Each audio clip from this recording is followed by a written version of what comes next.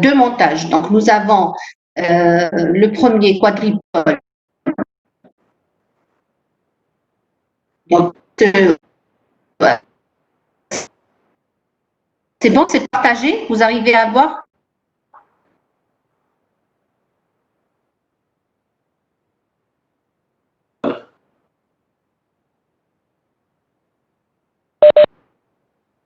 S'il vous plaît.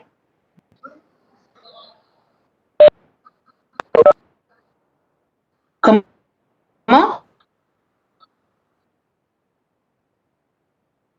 Je sais pas si c'est le problème est chez C'est moi, partagé, mais Yak. on entend mal un Confirmez-moi. petit peu. On voit le partage, mais le son se coupe un petit peu. C'est pareil pour moi. Oui, je crois que j'ai un problème de connexion Internet. Donc, euh, euh, c'est un problème de connexion.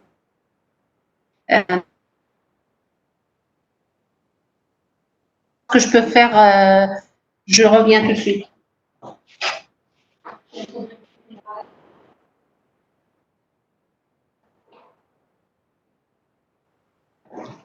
Salam alaikum. Alors, c'est bon cette fois-ci. Madame, ça se coupe toujours. Ça se coupe toujours. Parce que j'ai arrêté ma fille, elle était en train de. Donc, normalement, c'est bon. Hein? Il y a des coupures. Mhm. Mhm.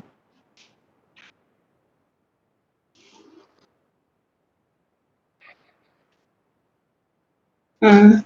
Donc, attendez, je vais voir ce que je peux faire. Normalement, c'est Là, on bon. vous entend, hein. Là, on vous entend. Ah, très bien. Là, c'est bien. Très bien. Donc, j'avais un problème d'Internet.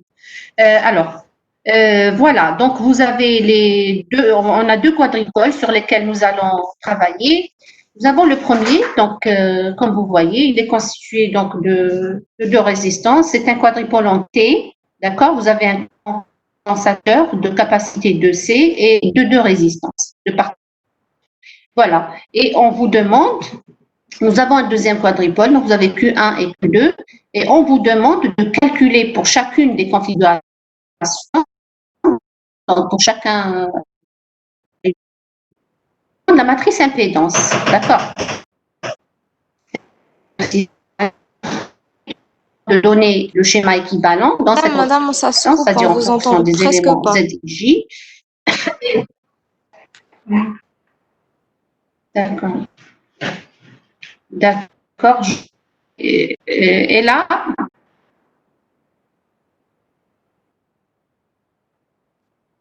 Lorsque vous faites est-ce de que vous longues m'entendez? phrases, que ça se coupe. D'accord. Je vais parler tout doucement.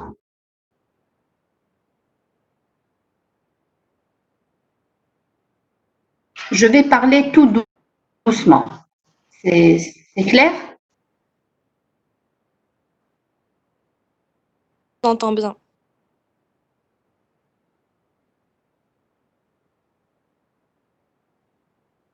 D'accord. Alors, première question, on vous demande de calculer pour chacune des configurations les éléments de la matrice impédance. D'accord? C'est clair? Est-ce que vous m'entendez bien? Très bien. Très bien. OK. Et puis après, on vous demande de donner le schéma équivalent en fonction des ZIJ, c'est-à-dire en représentation, il y a une matrice impédance. Et pour la troisième question, on vous demande de calculer, c'est-à-dire on va faire la même chose, et on vous demande cette fois-ci de déterminer les éléments de la matrice admittance et hybride. Donc on va chercher les éléments de la matrice admittance. On va chercher aussi les éléments de la matrice hybride des deux quadripoles et aussi donner après les schémas équivalents, leur correspondant. Et ensuite,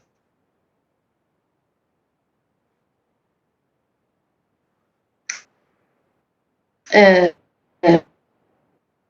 pour, pour la quatrième question, je voulais donner une.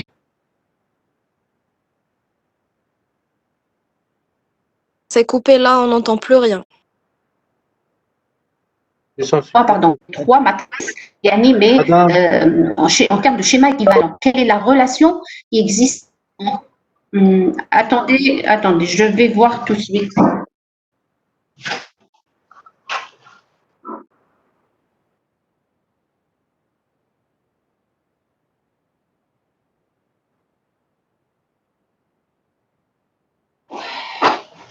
Salam alaikum.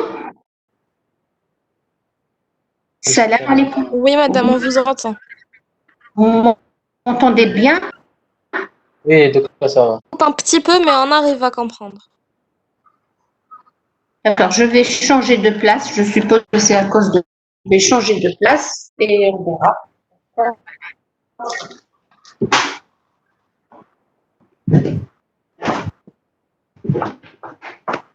Je crois que là, c'est mieux.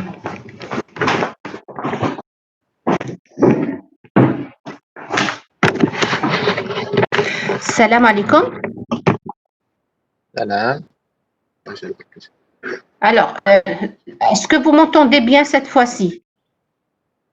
Très bien. Oui, ça va. Très bien. OK. Alors, comme je le disais, pour la quatrième question, je voulais formuler une question dans laquelle, normalement, on devrait trouver la relation qui existe entre les éléments des 3 matrices, c'est-à-dire Z11 avec Y11, etc., avec les éléments de la matrice. Oui, oui, oui, c'est Monsieur Chaoui. Monsieur Chaoui.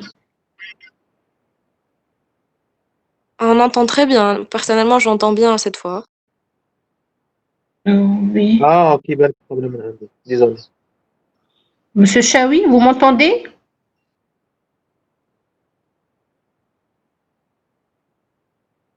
Il a eu des coupures parce qu'il vient de dire Blekwaqel a le problème min عنده. D'accord, donc je continue. Comme je l'ai dit, donc dans la quatrième question, je voulais formuler une question dans laquelle je cherche à déterminer les relations qui existent entre ces éléments, entre les éléments de la matrice impédance et les éléments de la matrice admittance et les éléments de la matrice hybride. Donc, je n'ai pas encore trouvé la bonne formule, mais en attendant, on va essayer de traiter ceci et après, dans la prochaine fois, Inch'Allah, je vais essayer de la mettre en évidence. Pour la troisième, donc on commence la solution, le corrigé. Alors regardez, pour le quadripole, pour ce quadripole-là, alors on avait, donc je vous ai montré, on a traité un cas en cours et puis on avait des impédances Z1, Z2, Z3 dans un cas général, d'accord? C'est un quadripole en T et on voudrait donc déterminer les éléments Z11, Z12, etc. Là, comme je l'ai fait en cours, il y a 2 méthodes. Donc, une méthode directe, d'accord? Vous écrivez juste l'équation de la maille et tout. Vous arrivez à trouver le résultat. Mais moi, j'ai fait exprès d'utiliser la deuxième méthode. La deuxième méthode, c'est-à-dire qu'elle est plus générale et vous pouvez trouver ces éléments dans n'importe quelle situation, n'importe quel circuit. Quelle que soit la complexité du circuit, elle est plus générale, d'accord. Bon, moi j'ai choisi la deuxième méthode et donc qu'est-ce qu'on fait? Alors, les éléments de la matrice impédance donc sont reliés et ils relient le vecteur V1, V2 au vecteur I1, I2, d'accord. Donc vous avez V1 en fonction de Z11 et de I1 et I2, et V2 en fonction de I1 et I2. Et donc, vous avez Z11, Z12, Z21 et Z22. Alors, pour les éléments de la première colonne, c'est 11 et Z21, on les détermine lorsqu'on prend la sortie en circuit ouvert. Alors, regardez votre circuit. Voilà, attendez, j'utilise Hadouma. Ils sont bons pour mieux expliquer. Voilà. Donc, c'est un quadripôle entier. Et puis, là, on vous a pas, c'est vrai que dans cet exercice, on vous a pas montré le générateur, on va dire l'alimentation ici, d'accord? Et on vous a pas montré la charge, n'est-ce pas? Est-ce que vous l'avez remarqué?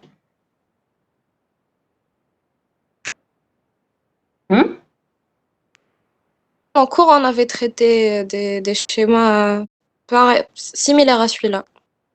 Exactement. Non, mais non, ce que je voulais dire, c'est que en cours, je vous ai, enfin, il y avait le générateur, il était attaqué, le quadripôle, il était monté, il était, on va dire, yani, excité par un générateur et en sortie, il était chargé par une charge, n'est-ce pas?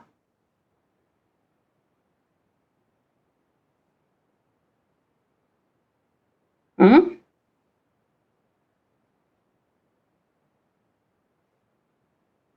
Est-ce que vous avez compris la question?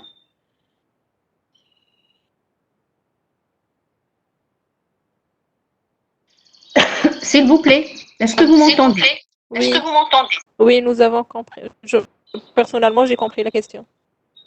Oui, et alors là, dans le cadre de cet exercice, on vous a pas montré le générateur et la résistance interne du générateur et on vous a pas montré aussi la charge.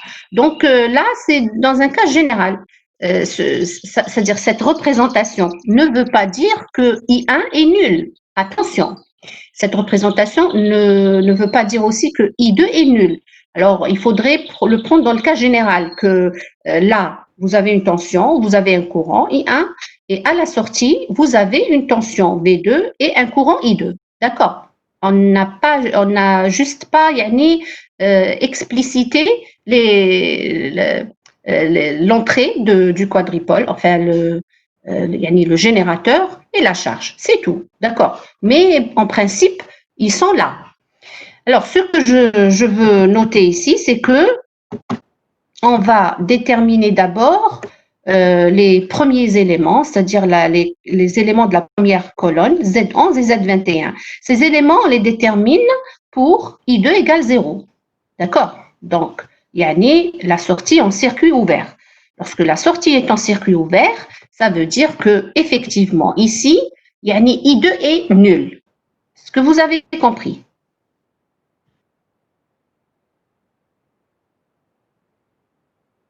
Est-ce que vous m'entendez? compris. Très bien, très bien. Voilà. Je répète encore une fois cette représentation de ce quadripôle. Yani, comme ça, I1 sans générateur par là et I2 sans charge par là, ceci ne veut pas dire que notre quadripôle n'est pas chargé et il n'est pas alimenté par un générateur. D'accord?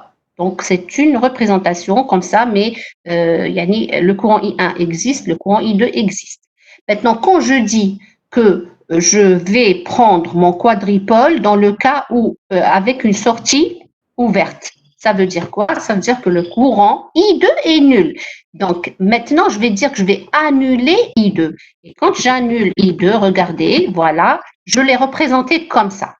D'accord? C'est pratiquement la même représentation. C'est pour ça que j'insiste sur ça. C'est presque la même représentation, mais maintenant, pour faire la différence, je vais dire I2, maintenant I2 égale à 0. Vous avez compris? Voilà, maintenant I2 égale à 0. Alors, I2 égale à 0, je vais déterminer quoi? Alors, regardez, Z11 sera V1 sur I1, donc sortie en circuit ouvert, hein, V1 sur I1, et Z21, donc attendez, je vais pour avoir le tout, voilà, comme ça.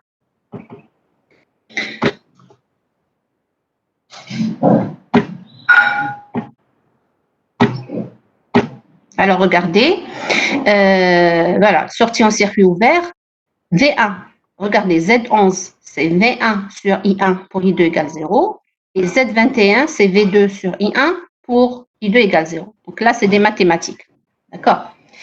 Ensuite, je reviens à mon circuit. Quand I2 égale 0, donc pratiquement là, regardez, quand I2 égale à 0, qu'est-ce qui va se passer? Le courant I1, là, il va passer dans 2C, dans ce condensateur. C'est-à-dire que I2 égale 0. Donc, on aura une seule maille, avec un seul courant.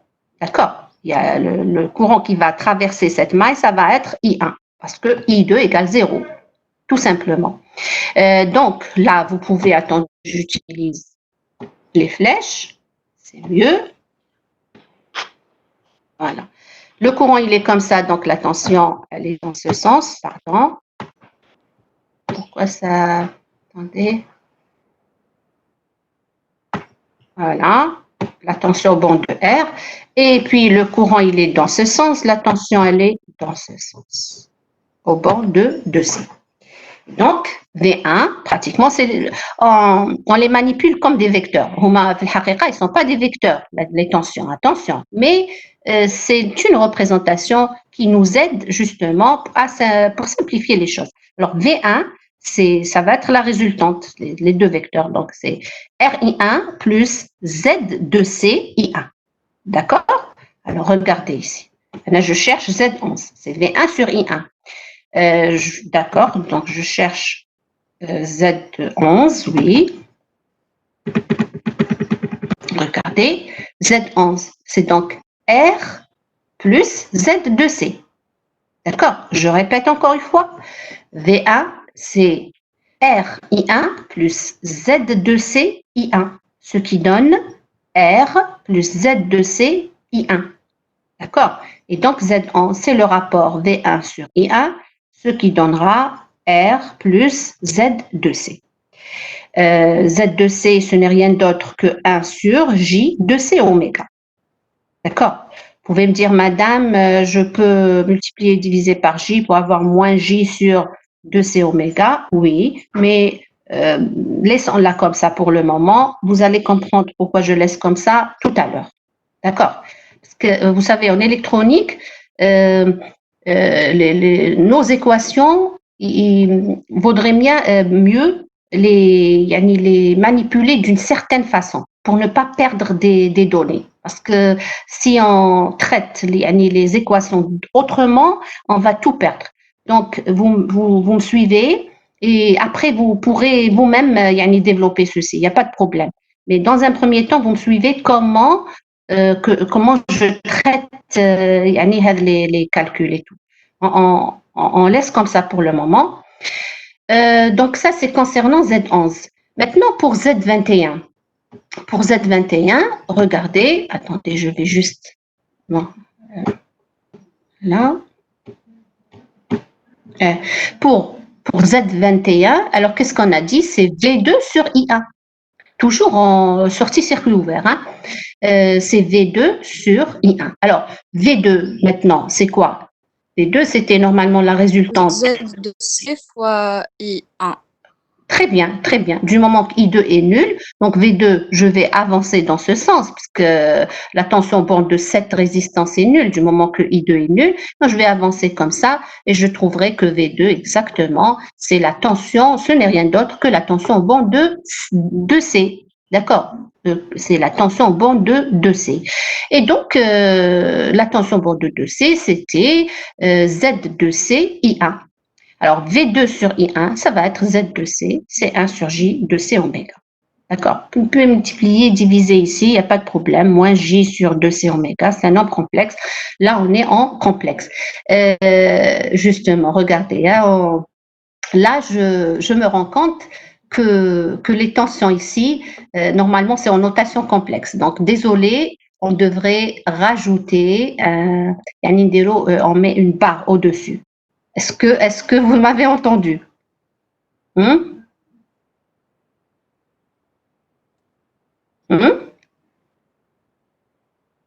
Concernant cette notation complexe. Oui, on vous a entendu. D'accord. Donc, normalement, j'aurais dû mettre des barres au-dessus. J'ai un retour. Je ne sais pas qui est-ce qui a allumé l'interphone ou quoi. Mais c'est pas l'interphone, c'est le microphone. D'accord. Donc, j'aurais dû mettre des barres ici. El-Mohim, Z11 et Z21, c'est bon. J'avance maintenant. Alors, pour les autres éléments, c'est-à-dire pour les éléments de la deuxième colonne, c'est-à-dire Z12 et Z22, eh bien, ce qu'on avait dit en cours, c'est que quand le quadripole est réciproque, entre autres, veut dire aussi que il est constitué uniquement d'éléments passifs, et c'est notre cas ici. On a affaire à des résistances et à un condensateur. Donc, ce sont des éléments passifs. Quand le quadripole est passif, les éléments sont passifs. Donc, nous avons les éléments de la deuxième diagonale sont égaux, c'est-à-dire que Z21 est égal à Z12. Et c'est notre cas ici. D'accord? Donc, on va dire que Q1 est réciproque, donc Z21 égale à Z12. Et également, nous avons affaire à un quadripole symétrique. Pourquoi symétrique? Regardez, symétrique veut dire, si vous regardez par là, vous avez R et 2C. Attendez, je vais utiliser les annotations.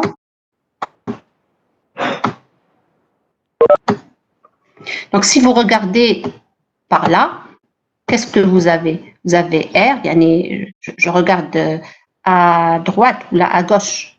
Attendez, à droite, à gauche, à gauche. Voilà, j'ai R et 2C. Et quand je regarde par là, j'ai la même chose, j'ai la même configuration, j'ai R et 2C. Donc là, on a affaire à un quadripole symétrique. Symétrique, ce qui veut dire que les éléments de la première diagonale sont égaux. Yani Z11 est égal à Z22. Donc, alhamdoulilah, on ne va pas chercher les deux autres éléments.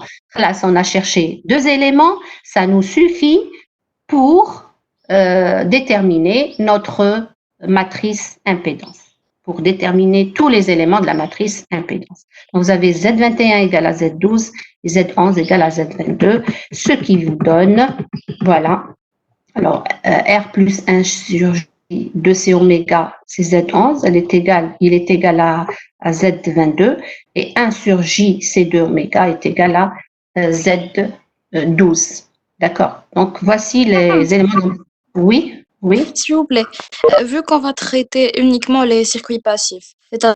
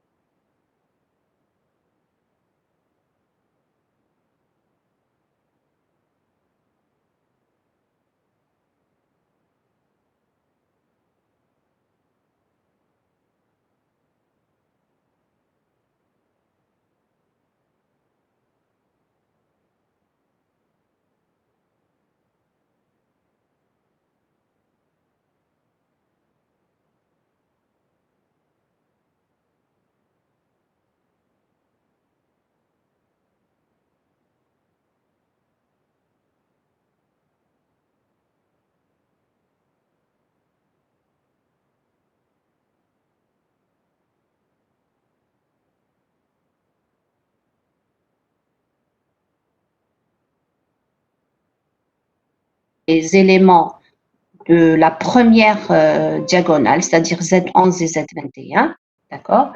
Et on aura donc, qu'est-ce qu'on aura?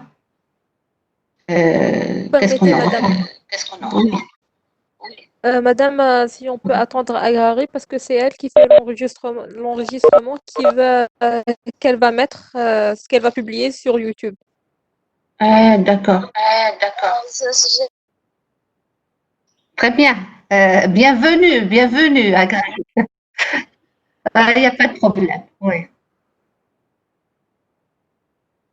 Non, je l'ai pas entendu. J'ai commencé, vous avez dit on a affaire à des circuits passifs, mais la suite, non, je sais pas que.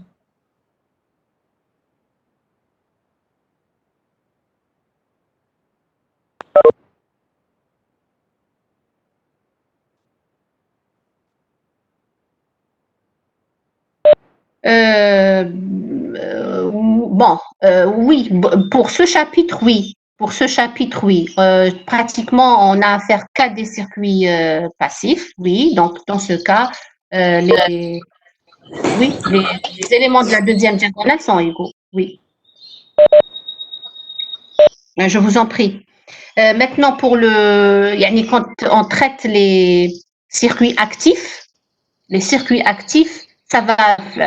pas la même chose. Les circuits actifs, c'est des circuits qui contiennent des transistors. C'est le cas des chapitres que vous allez voir en troisième année. Donc, ça va pas être la même chose. Voilà. Maintenant, voilà, on a affaire maintenant à un deuxième circuit qui est le suivant, d'accord? Et on vous demande de déterminer les éléments de la matrice impédance. Donc, on va procéder de la même façon, la même démarche. On va commencer par les deux premiers éléments, pardon.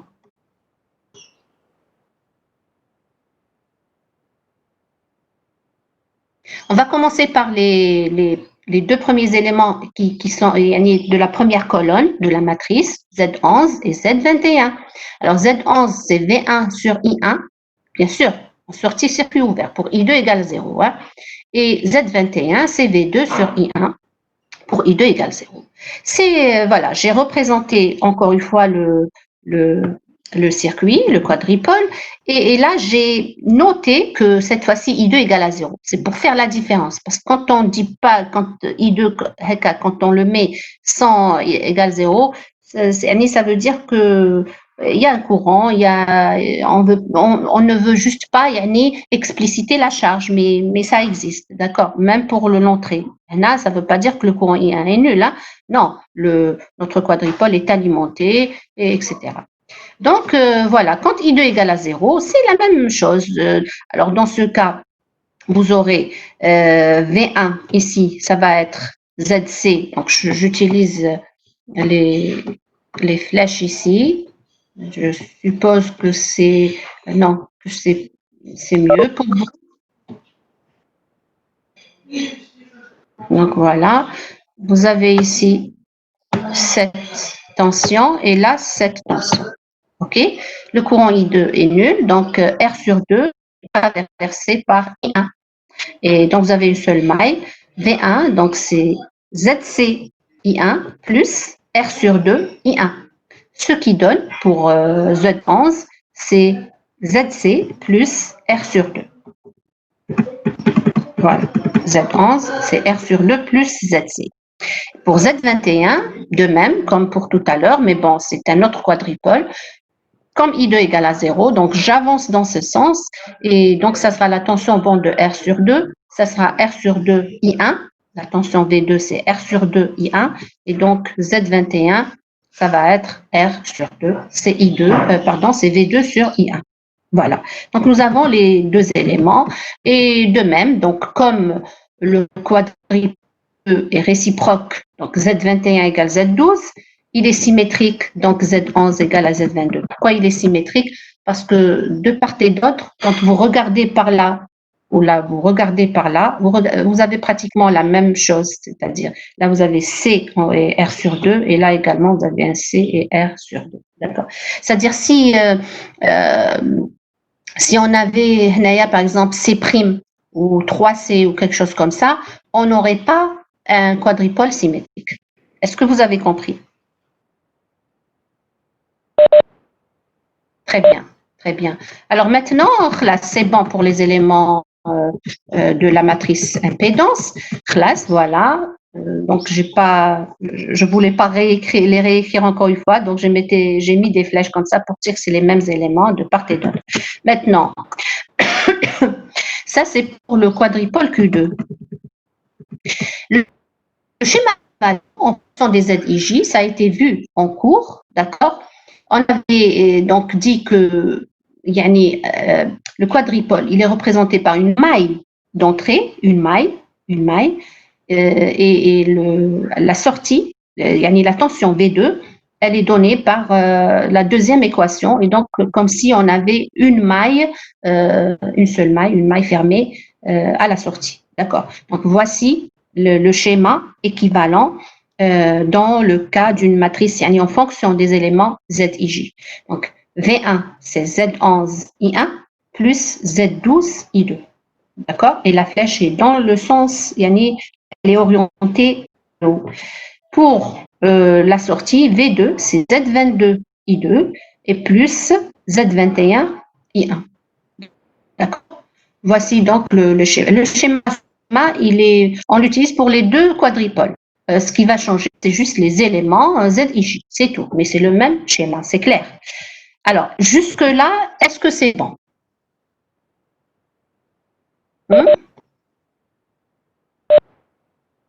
Très bien. Et les autres, je suppose que c'est de même.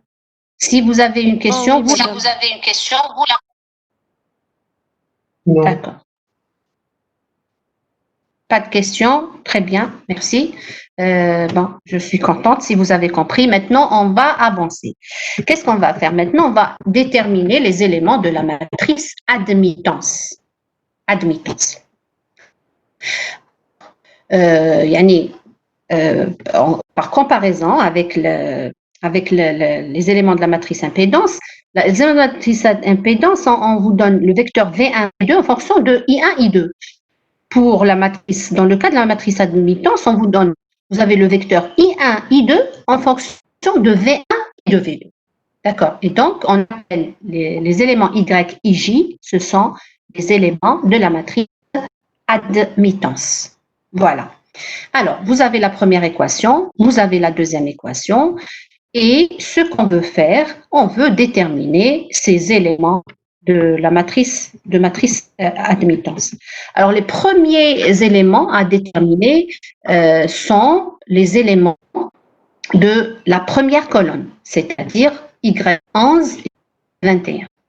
Y11 et Y21 pour une sortie en court-circuit, c'est-à-dire lorsque V2 est nul. V2 est nul, alors regardez votre... Ah, je ne l'ai pas représenté, mais je reviens tout à fait ici. Voilà. Là. Voilà. Regardez ici. Là, si je court-circuite la sortie, si je mets V2 égale 0, je vais joindre cette borne à l'autre borne. La sortie, vous avez deux bornes en sortie. Donc, je vais joindre les deux bornes. Comme ça, je court-circuite la sortie. C'est ce que j'ai fait ici. Voilà. J'ai court-circuité la sortie. Et là, on me demande de déterminer Y11 et Y21. D'accord. Maintenant, pour Y11, ça représente quoi? Ça représente I1 sur V1. Là, c'est des mathématiques. Hein? Y11, c'est I1 sur V1. Bien sûr, pour V2 égale 0, classe, on a court-circuité la sortie. Et Y21, c'est I2 sur V1 pour V2 égale 0. Donc, quand je court-circuite la sortie, je peux déterminer ces deux éléments. Maintenant, il faudrait chercher l'expression de V1 et exprimer V1 en fonction de I1 pour pouvoir simplifier I1 avec I1. Alors, V1 ici, regardez bien. Quand je court-circuite ici, et je veux exprimer V1 en fonction de I1, alors, qu'est-ce que je peux faire? Le courant I1, il traverse R, oui, mais il ne traverse pas 2C. Il ne traverse pas la kappa. D'accord? La kappa, elle est parcourue par la somme des deux, c'est-à-dire par I1 et I2. Alors moi, qu'est-ce que j'ai fait ici? J'ai mis, c'est-à-dire le condensateur 2C, dont la capacité est 2C, et R, les deux éléments sont associés en parallèle. J'ai trouvé l'impédance équivalente, qui est égale à R parallèle à Z2C. D'accord? Donc, Z2C parallèle à R, je les ai mis ensemble, d'accord? Ils sont associés en parallèle. R parallèle à Z2C. Donc, à ce moment-là, je dirais que le courant I1, donc, il va traverser R et il va traverser les deux en parallèle, c'est-à-dire l'impédance équivalente. D'accord? Et là, c'est bon, le problème est réglé. Donc, V1 sera égal à quoi? À RI1 plus R parallèle à Z2C, c'est-à-dire l'impédance équivalente, I1. Et donc, V1, donc je peux déduire Y11, c'est I1 sur V1. Donc, c'est cette expression moins 1 à la puissance moins 1. Et quand je la développe, donc voilà, là, je l'ai écrite directement. Mais si vous voulez développer, attendez, je vais vous montrer, voilà. Y11, donc c'est 1 sur R plus R parallèle à Z de C. Qu'est-ce que j'ai fait? J'ai détaillé ici les calculs. Donc là, c'est R plus. Alors, vous savez que quand vous avez deux impédances en parallèle, le résultat, l'impédance équivalente, c'est le produit sur la somme. Donc, le produit, c'est R Z de C sur R plus Z de C. Ensuite, donc c'est 1 sur R plus Z de C, c'est 1 sur J de C oméga, multiplié par R. Et le dénominateur, concernant là, c'est R plus 1 sur J de C oméga. Ensuite, qu'est-ce qu'on fait? Je mets là, ce dénominateur. Attendez, je vais utiliser les annotations. Voilà, regardez. Là, ce dénominateur, je vais donc mettre au même dénominateur ici. Donc, j'aurai quoi? J'aurai 1 plus JR de C oméga sur J de C oméga. Ensuite, le J de C oméga qui se trouve ici, je peux le simplifier avec celui-là. Et à la fin, j'aurai R sur 1 plus JR de C oméga. Est-ce que c'est clair ici? J'ai pas fini, mais... Oui, allez-y.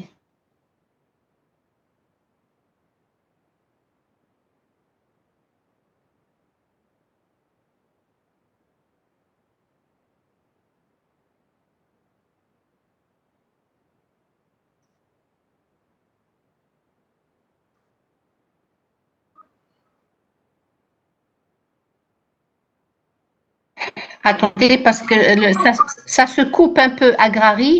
Essayez de parler doucement parce que c'est votre tour maintenant. C'est-à-dire que c'est chez vous que ça se coupe. Alors, écoute, tu vas aller doucement. Voilà, c'est là, Yek, c'est là. Dis-moi, oui.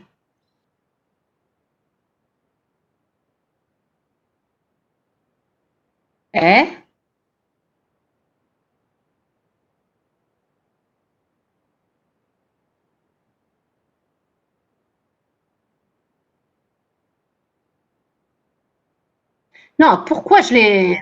Oui, j'ai compris la question. Alors, regarde. Moi, qu'est-ce que je cherche ici? Je cherche I1 sur V1. Est-ce que tu vois dans cette expression, est-ce que tu vois I2? I1 sur V1. Est-ce que I2 intervient? I2 n'intervient pas ici. Classe. Si elle n'intervient pas ici, ben, je m'en fous. Je peux ne pas la représenter. D'accord? Je peux m'en passer si tu veux, mais juste là, juste pour déterminer Y11. Parce que ça ne m'apporte rien du tout si je la garde. D'accord. Donc, au contraire, si j'enlève I2, ça me permet de déterminer l'élément Y11. Y11, c'est quoi? C'est V1 sur I1. Alors, pardon, c'est I1 sur V1. V1, c'est quoi? C'est, attendez, je vais représenter ici.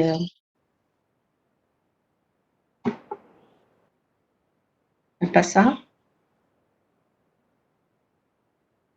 Alors, regardez. V1, c'est cette tension plus cette tension. N'est-ce pas, Agrari? Voilà, maintenant, si j'avais le courant I2, je dirais que V1, parce que moi, ce que je veux faire, c'est d'exprimer V1 en fonction de I1. Pourquoi je veux l'exprimer en fonction de I1? C'est pour pouvoir simplifier I1 avec I1. D'accord? Donc, moi, ici, V1, si je laisse comme ça, je vais exprimer, donc V1, ça va être la tension borne de R plus la tension borne de Z attendez. Ça va être la tension borne de R plus la tension borne de Z de C. Maintenant, la tension borne de Z de C, elle est donnée, si je laisse comme ça, en fonction de I1 et I2. N'est-ce pas? La tension borne de Z de C, c'est quoi? C'est Z de C multiplié par I1 plus I2. Voilà. Maintenant, aussi, cette tension, elle est la même, elle est identique à la tension aux bornes de R. Et la tension aux bornes de R, ça va être moins R I2. N'est-ce pas? C'est moins R I2. Donc, je n'ai pas I2. Alors, dans ce cas, regarde, la tension aux bornes de Z de C, la tension aux bornes de Z de C, c'est la tension aux bornes de Z de C est égale à la tension aux bornes de R, est égale à la tension aux bornes des deux en parallèle. Est-ce que c'est clair?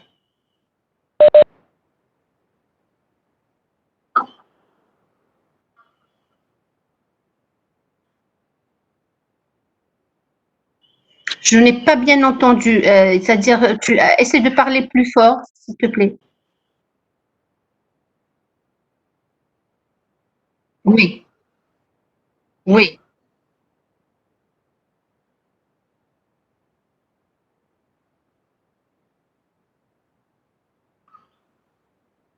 Non, non, attention, non, non, non, non, non. Regarde, la tension au banc de R qui est traversée par I2, voilà, la tension au banc de R qui est traversée par I2 est égale à la tension au banc de Z de C. Voilà, donc regarde, la tension, je répète encore une fois, la tension au banc de Z de C est égale à la tension au banc de R qui est traversée par I2. Cette même tension, donc je vais, attendez, voilà.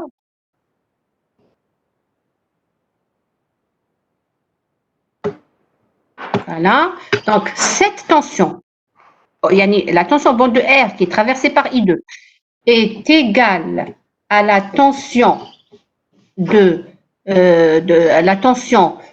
banc de Z de C est égale à la tension au banc des deux, comme ça, en parallèle. D'accord? Donc, je vais la mettre avec une autre couleur, peut-être que c'est mieux. Donc, je vais mettre une couleur, attendez. Attendez. Attendez, je vais...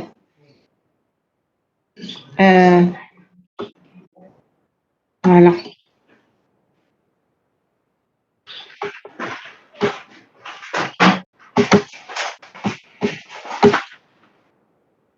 Sa notation, vous avez ici le bleu. Donc, je vais utiliser le bleu. Regardez, cette tension est identique à celle-là et identique à celle-là. Voilà. Est-ce que c'est clair maintenant?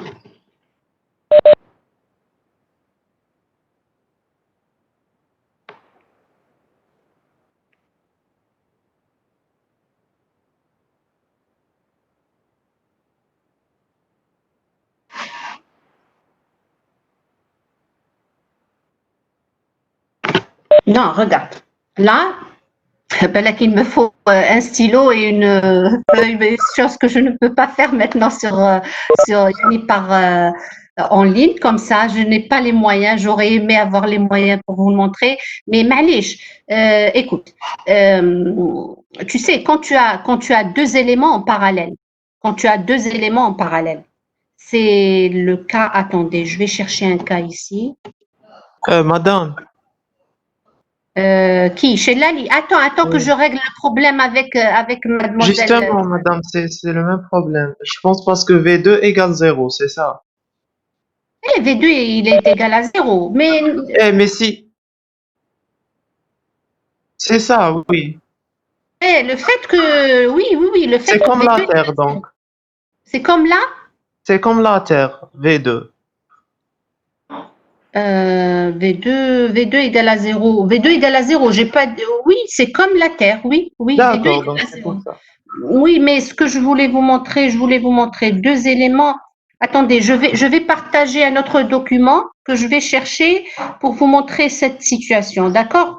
Donc, juste, normalement, il est quelque part ici. Attendez, je vais le chercher. Euh, euh, alors, euh,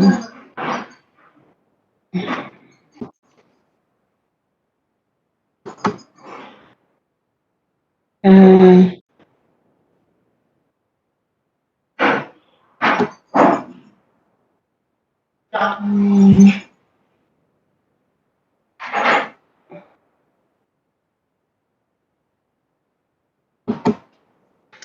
je vais choisir le cours de Monsieur Laïb. Il vous l'a déjà normalement. On va voir le diviseur de courant.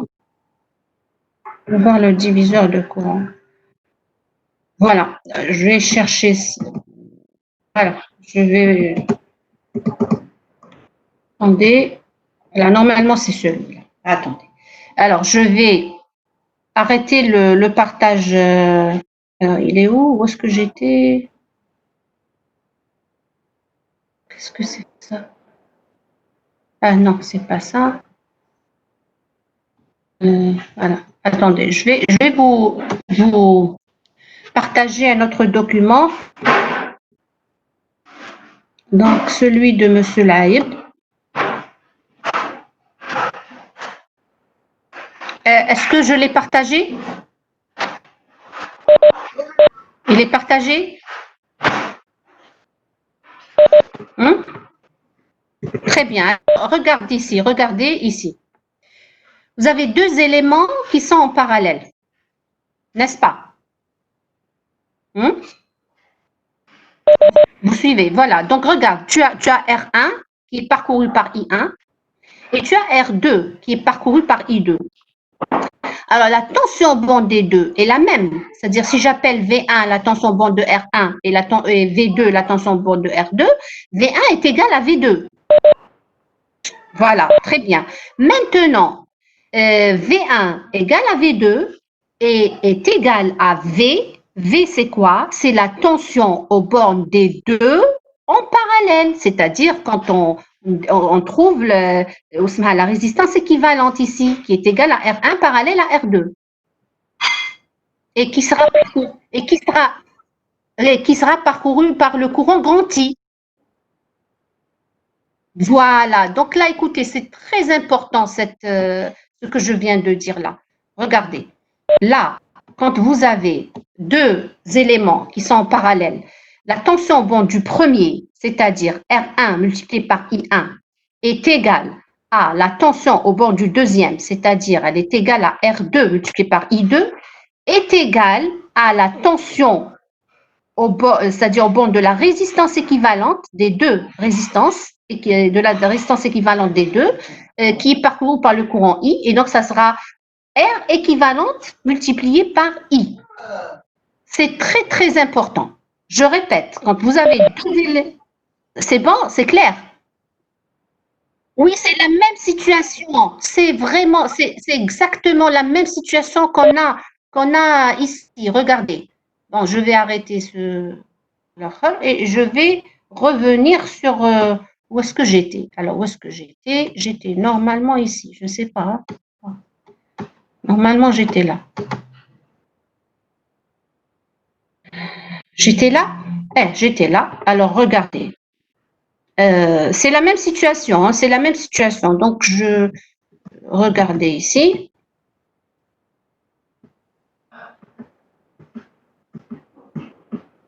Voilà. هنا Non, c'est la même situation. Là, tu as un fil. Là, tu as un fil, regarde.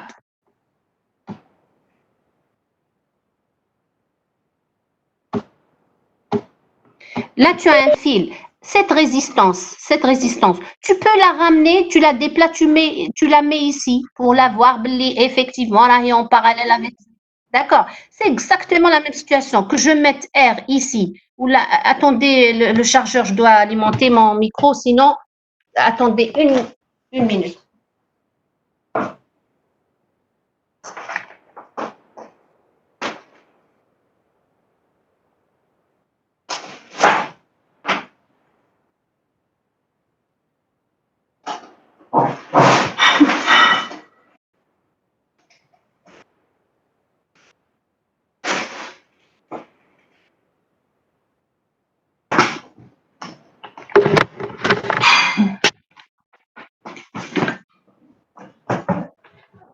Voilà.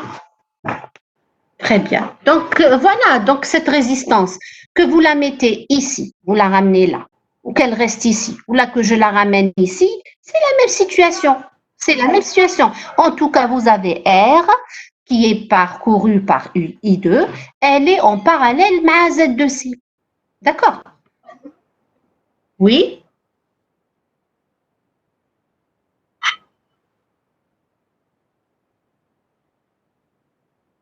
Oui.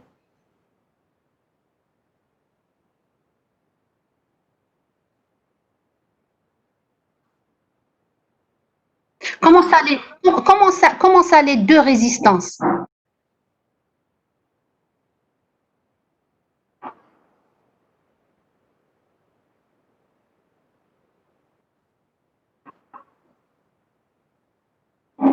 Ah, qu'est-ce qui nous a permis? Alors, regarde ici. Là, tu as un nœud. Tu vois là où j'ai mis le spot. Alors, voilà, regarde. Quand j'ai court-circuité la sortie, quand j'ai court-circuité la sortie, ça veut dire que, si tu veux, le courant de commande, il provient de l'entrée, il provient d'ici. Et donc, c'est I1 qui va se diviser en deux. Un courant qui va passer dans R, dans cette résistance, et donc le courant qui va passer dans cette résistance, qui est normalement parcouru par I2, le courant tel qu'il est dans ce sens, il est égal à moins I2. Voilà, donc le courant I1, donc là vous avez un nœud, le courant I1, il va se diviser en deux. Il y a un courant, il va traverser Z2C, et ça sera I2C, on va l'appeler. Et le deuxième courant, donc le sens, je vais vous montrer son sens. Voilà, donc le deuxième courant, il va passer comme ça. Et il est égal à moins I2. D'accord? Le courant de commande maintenant, c'est I1. C'est-à-dire c'est I1 qui va débiter le courant pour le circuit. Il n'y a rien par là. Voilà. Donc, je vous en prie, pas de problème, c'est avec plaisir. Donc, voilà. Donc là, comme on l'a dit, alors, on a trouvé l'impédance équivalente des deux, donc des deux, c'est-à-dire de R et de Z2C. On les a mis ensemble, donc c'est l'impédance équivalente, et elles seront parcourues par I1. Je considère que Z2C et R, donc donc l'impédance équivalente, c'est R parallèle à Z2C, et ils seront tous parcourus par I1, c'est-à-dire et cette résistance et l'impédance équivalente ici. Et donc après, qu'est-ce qu'on va faire? Eh bien, on peut exprimer V1 en fonction de I1. Et donc, I1 sur V1, on peut l'exprimer, c'est cette expression en inverse. Et quand vous détaillez, vous allez aboutir à ça. En tout cas, je vous conseille de suivre pourquoi j'ai détaillé ici. Moi, tout à fait au début, moi, je faisais mes calculs dans du brouillon et après, j'écris le résultat final.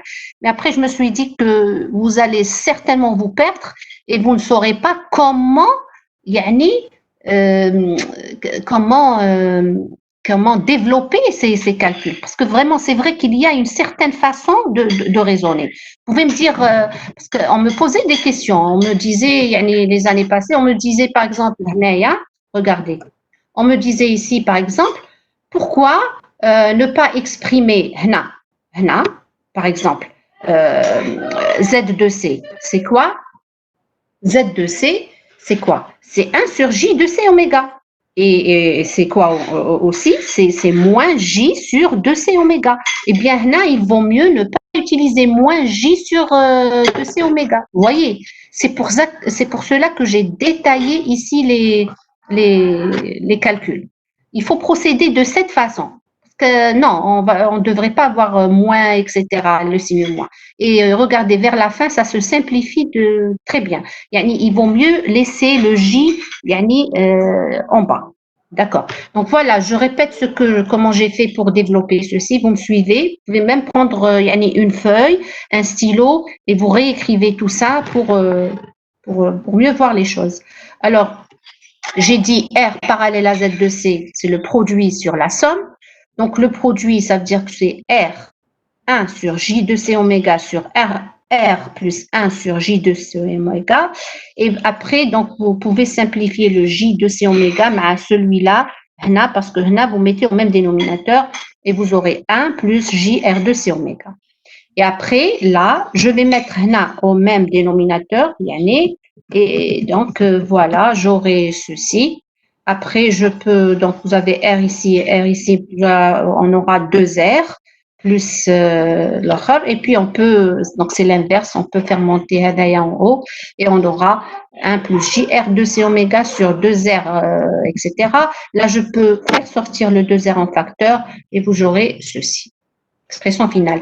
Donc, attention, il y a une certaine façon de faire les calculs, j'allais dire. D'accord. Mais à force que vous traitez des exercices, vous allez voir ceci de façon meilleure. Vous pouvez développer tout ce que vous voulez. Maintenant, voilà, ça c'est concernant Y11. Le haqqa, tout à fait au départ, je l'ai fait au brouillon, je me suis dit, mais après non, je me suis dit que non, vous devez avoir la façon de faire ces calculs. Bon, on est arrivé donc Y11, c'est bon. Ensuite, Y21. Alors, Y21, regardez votre système d'équation. Y21, c'est I2 sur V1. Dans les mêmes conditions. Dans les mêmes conditions, c'est-à-dire pour V2 égale à 0, Y21, c'est I2 sur V1. Alors, qu'est-ce qu'on va essayer d'écrire? On va essayer d'exprimer I2 et VA. Mais là, il y a une astuce pour nous simplifier les choses. Qu'est-ce qu'on fait? On multiplie et on divise par I1. On multiplie et on divise par I1 et dans les mêmes conditions. Il y a une sortie circuit ouvert. Sortie court-circuité. V2 égale 0. Alors, quand je multiplie et je divise par I1, qu'est-ce que j'aurai? Regardez, donc je multiplie, je divise par I1. J'aurai I2 sur I1 multiplié par I1 sur V1. I1 sur V1, ce n'est rien d'autre que Y11 que je viens de déterminer lorsque la sortie est en court-circuit, et c'est le cas. Maintenant, je vais déterminer I2 sur I1, toujours dans les mêmes conditions, c'est-à-dire lorsque V2 égale à 0, je dois déterminer I2 sur I1. Et maintenant, je reviens justement, normalement, mademoiselle Agari, tu vas mieux voir les choses. I2 qui dit I2 en fonction de I1, je vais regarder. Voilà, là, dans ce cas, c'est-à-dire pour déterminer Y21, j'ai intérêt à garder le même circuit et à ne pas faire l'équivalence ici. Est-ce que c'est clair? Voilà, là, je ne fais aucune transformation, je le garde comme il est, ça m'arrange comme il est, et je dois déterminer I2 en fonction de I1. Maintenant, c'est exactement la même chose, yani le même circuit que j'ai vu tout à l'heure, M. Laïb, le document. Sauf que il faut juste inverser ici le courant. On va dire que le courant qui va parcourir la résistance dans ce sens, que je vais appeler moins I2, en utilisant le diviseur de courant. Vous vous rappelez, pour le diviseur de courant, j'ai un courant principal et j'ai deux courants. Et je vais déterminer un des deux courants dans les deux branches. D'accord? Ce qui m'intéresse. Je m'intéresse à un courant dans une des branches, des deux branches. Moi, je m'intéresse à ce courant. Je vais utiliser la flèche. Non, c'est pas ça. C'est celui-là. Voilà. Le courant qui m'intéresse. Bon, en tout cas, pour le moment, c'est celui-là. Et il est égal à moins I2. On est d'accord, il est égal à moins I2. Alors, ce courant, il est égal à quoi en fonction de I1? En utilisant le diviseur de courant. Répondez-moi, s'il vous plaît. Répétez la question.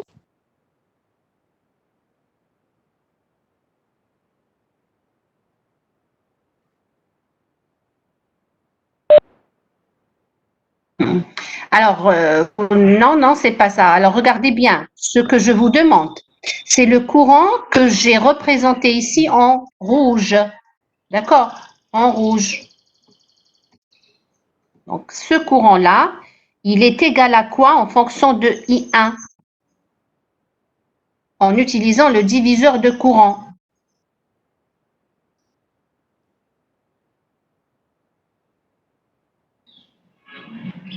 Pas de réponse.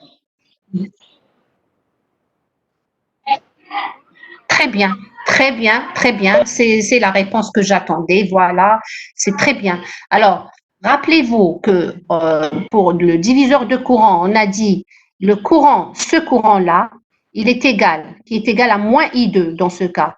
Il est égal à l'impédance ou bien, bon, l'impédance, oui, l'impédance qui n'est pas concernée, c'est-à-dire l'impédance de l'autre branche sur la somme des deux impédances.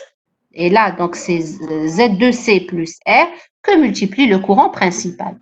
Alors, je répète encore une fois, le courant I1, il se divise en deux. Il se divise en moins I2 et il se divise en I2C. Moi, je veux déterminer le courant moins I2. Alors, moins I2, qu'est-ce que c'est? C'est l'impédance qui n'est pas concernée par ce que je veux faire. C'est l'impédance de l'autre branche sur la somme des deux impédances multipliée par le courant principal I1. D'accord. Et c'est ce que j'ai fait ici. Regardez. Donc, là, qu'est-ce que j'ai fait? J'ai multiplié. J'ai divisé par I1. J'ai dit que I1 sur V1, ce n'est rien d'autre que Y11. Bien sûr, lorsque la sortie est en court-circuit. C'est clair. V2 égale 0. Et je vais chercher I2 sur I1. On a dit, on utilise le diviseur de courant pour exprimer I2 en fonction de I1. Donc, moins I2, c'est Z2C sur R plus Z2C I1. Ensuite, donc, je peux déduire I2, bien sûr, c'est un signe moins. Là, il y a un signe moins. Et il vient alors, Y21, bon, je vous ai donné ici le résultat final, mais j'ai détaillé la dernière feuille. Alors, la dernière feuille, regardez, j'ai détaillé ici, voilà. Y21, c'est I2 sur I1, I1 sur V1. Alors, I2 sur I1, c'est celui-là, c'est-à-dire c'est moins Z2C sur R plus Z2C. Alors, regardez bien, il faut suivre cette façon de, j'allais dire, pas de raisonner, mais de développer le calcul. Il faut suivre cette façon. Alors, Z2C, c'est 1 sur J, C2 oméga, et le dénominateur, c'est R plus 1 sur J, C2 oméga. Là, je mets au même dénominateur, donc j'aurai, attendez,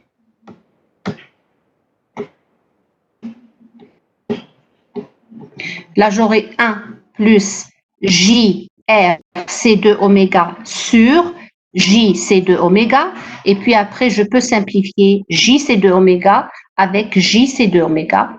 et j'aurai moins 1 sur 1 plus JR2C oméga. Est-ce que c'est clair ici? Très bien. Donc, ensuite, qu'est-ce que j'ai fait? Ça, c'est le rapport I2 sur I1. Et n'oubliez pas que vous avez I1 sur V1, c'est-à-dire Y11. Voilà, donc j'ai fait le produit ici. Vous avez moins 1 sur 1 plus J R2C oméga. Et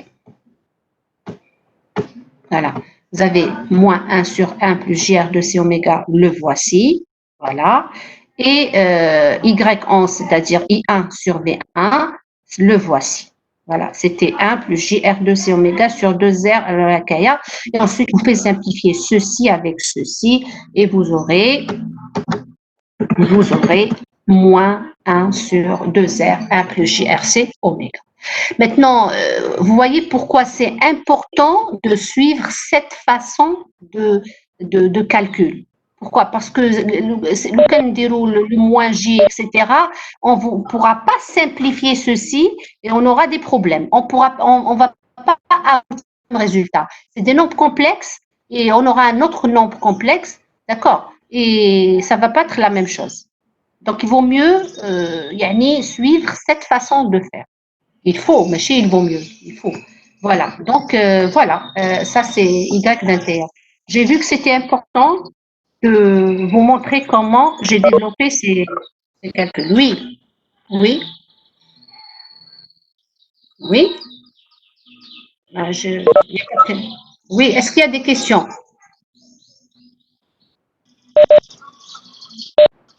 Pas de questions? D'accord. Très bien. Alors, donc, c'est ce que j'ai fait ici. Y21, c'est ceci. Et ensuite, Y2, voilà. Et donc, comme on l'a dit tout à l'heure, le réseau est le quadripôle est réciproque et symétrique. Donc, les deux, c'est-à-dire Y21 est égal à Y12 et Y11 est égal à Y22, d'où on aboutit à ça. Voilà, je n'avais pas beaucoup de temps à traiter encore le deuxième cas. Je vous laisse faire. D'accord, je vous laisse faire. En tout cas, je vais dans une heure où là, je vais tout envoyer, c'est-à-dire les exercices de ce matin et celui-là aussi, d'accord. Et je vous laisserai continuer la solution pour cet exercice, c'est-à-dire vous allez déterminer les éléments de la matrice admittance de Q2, d'accord, et de donner le schéma équivalent concernant la représentation par matrice admittance, le schéma équivalent. D'accord, ça a été fait en cours aussi. Voilà. Donc, je vous demande de me le faire et de me l'envoyer sur mon mail. Ça sera un tout petit devoir, d'accord? Tout petit. Vous pouvez considérer ceci comme une petite interrogation pour que je puisse justement évaluer les choses. Comment se passe-t-il pour vous? Est-ce que c'est clair?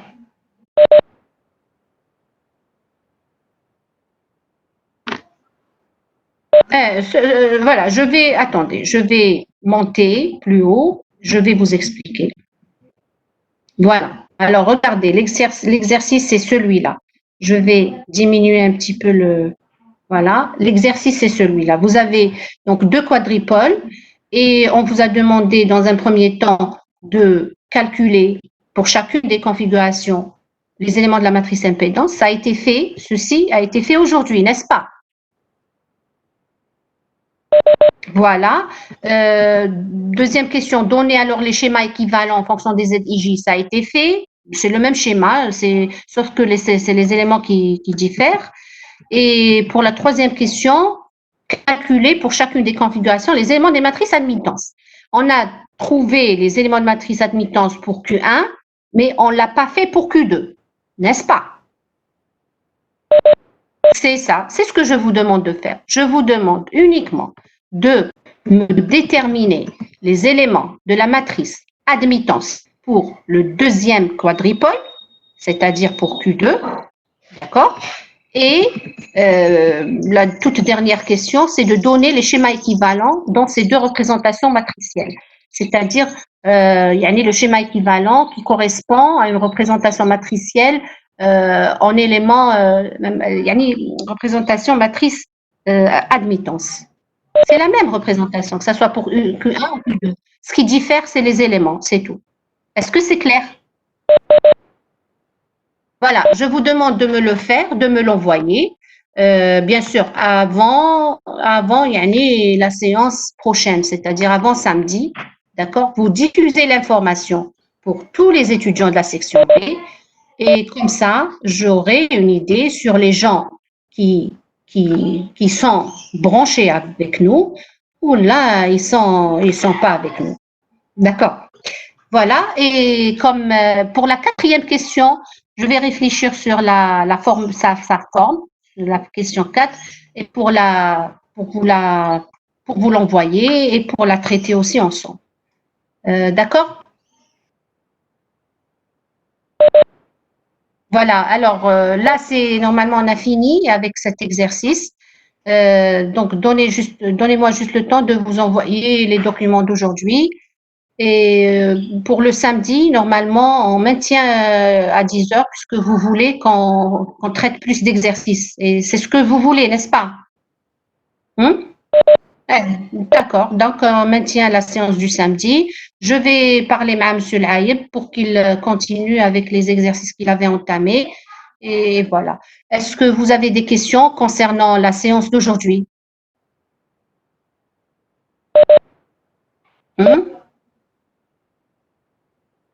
Je m'adresse à tout le monde, enfin tout le monde je suis avec combien? Je vais voir. Je suis avec 6 étudiants. Est-ce que vous avez des questions? De ma part, non. Non, pour les autres? Non? Ok. Donc, je considère qu'il n'y a pas de questions. Je répète encore une fois, si vous avez des questions, vous pouvez les poser, vous me les posez et me les envoyer par mail. D'accord? Et voilà, on se revoit, Inch'Allah, samedi. Normalement, c'est à 10 heures, je suppose. Et d'ici là, je vous enverrai donc et la série et les documents d'aujourd'hui. Voilà. Merci pour votre attention. Merci pour votre attention. Au revoir. Salam alaikum.